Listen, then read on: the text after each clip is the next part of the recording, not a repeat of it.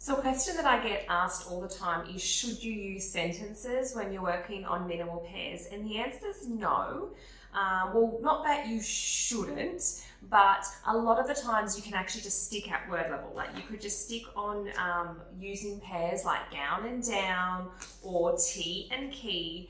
And just by working with words, this can carry over and generalize to all other curt and girt sounds if you're working on fronting.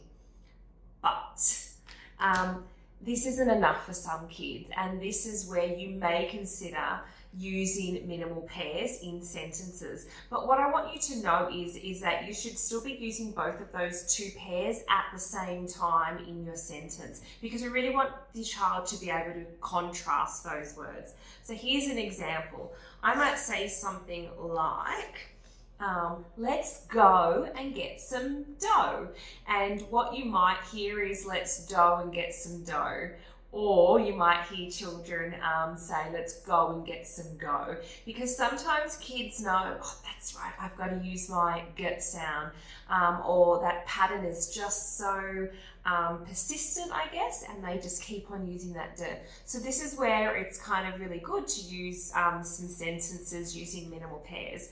I'll just give you a couple more examples, and I just make these off the top of my head. So it might be something like, don't put tar on your car, or my gown fell down. You don't bite your bike.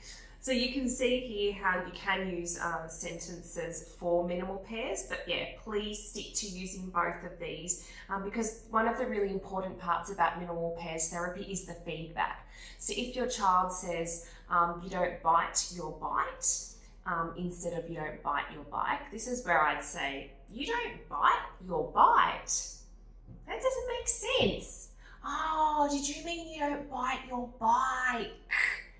You forgot to say your k sound on the end, but that makes sense now. Yeah, you're right, we don't bite our bike. That'd taste yuck.